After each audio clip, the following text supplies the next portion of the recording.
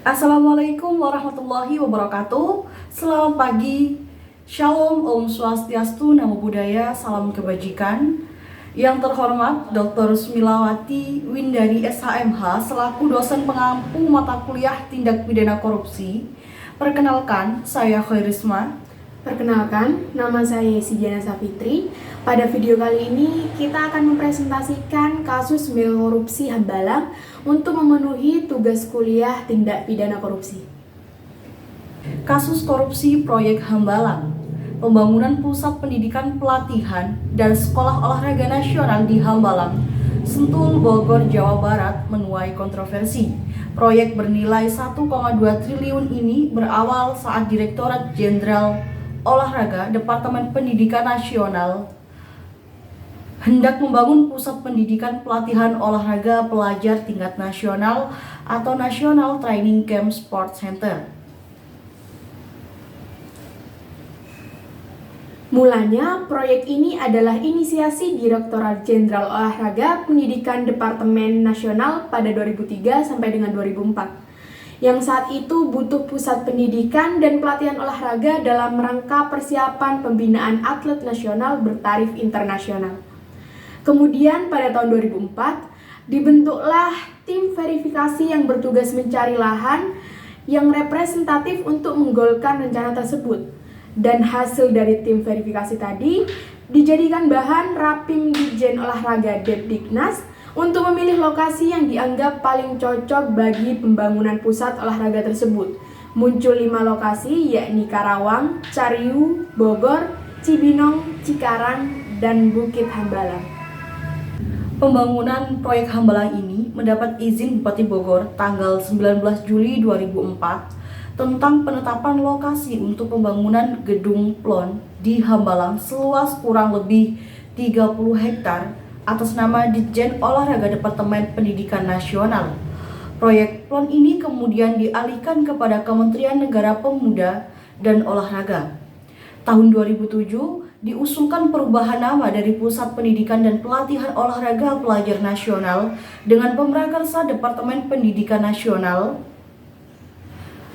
menjadi Pusat Pembinaan dan Pengembangan Prestasi Olahraga Nasional dengan pemrakarsa Kementerian Negara Pemuda dan Olahraga. Dalam perjalanan muncullah kronologi sebagai berikut. Pertama, 1 Agustus 2011, KPK mulai menyelidiki kasus korupsi proyek Hambalang senilai 2,5 triliun. Kedua, 8 Februari 2012, Nazar menyatakan bahwa ada uang 100 miliar yang dibagi-bagi. Hasil korupsi proyek Hambalang, 50 miliar digunakan untuk pemenangan Anas sebagai Ketua Umum Partai Demokrat. Sisanya 50 miliar dibagikan kepada anggota DPR RI termasuk kepada Menpora Andi Alfian Malang Ranggeng. Ketiga, pada 9 Maret 2012, Anas membantah pernyataan Nazar. Anas bahkan berkata dengan tegas Rp1 saja Anas korupsi Hambalang, gantung Anas di Monas. Yang kelima, 5 Juni 2012, KPK menjadikan tersangka Deddy Kusnindar, Kepala Biro Keuangan dan Rumah Tangga Kemenpora. Deddy disangkakan menyalahgunakan wewenang sebagai penjabat pembuatan komitmen proyek. Yang kelima, 3 Desember 2012, KPK menjadikan tersangka Andi Alfian Malang Ranggeng dalam posisinya sebagai Menpora dan pengguna anggaran. Selain itu, KPK juga mencekal Zulkarnain Malang Ranggeng, Andik Andi, dan M. Arif Taufikur Rahman sebagai pejabat PT Andikarya.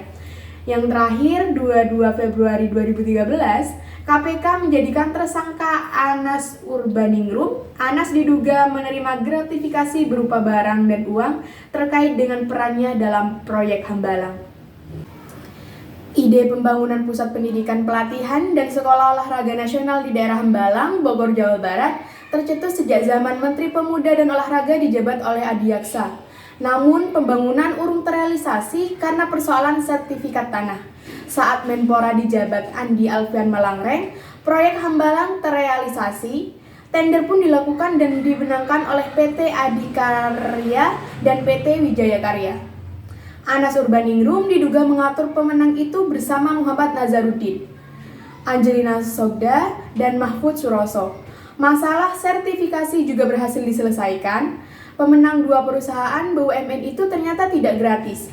PT Dutasari Citra Laras menjadi subkontraktor proyek Hambalang dan mendapat jatah senilai 63 miliar.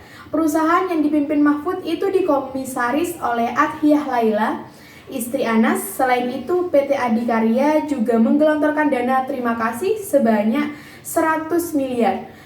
Setengah dana itu dipakai untuk pemenangan Anas sebagai ketua Partai Demokrat, dan sisanya dibagikan kepada Mahfud yang kemudian dan kepada anggota DPR RI termasuk Menpora Andi Malangre. Selain itu, Anas juga mendapatkan gratifikasi berupa mobil Toyota Harrier dari Nazar.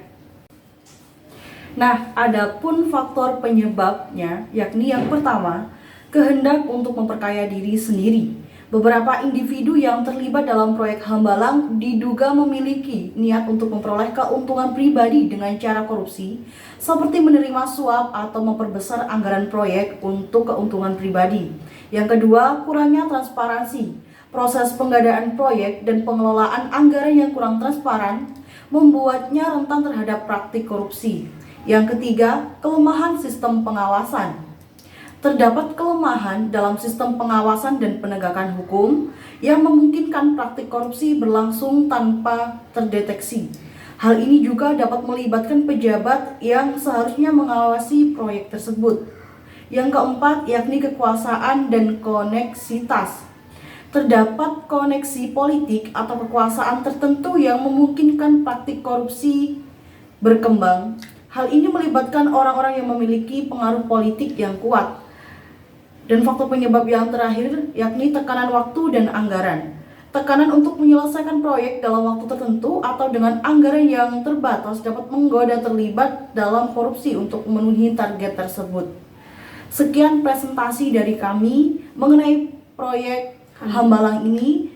Sampai jumpa di lain kesempatan. Wassalamualaikum warahmatullahi wabarakatuh.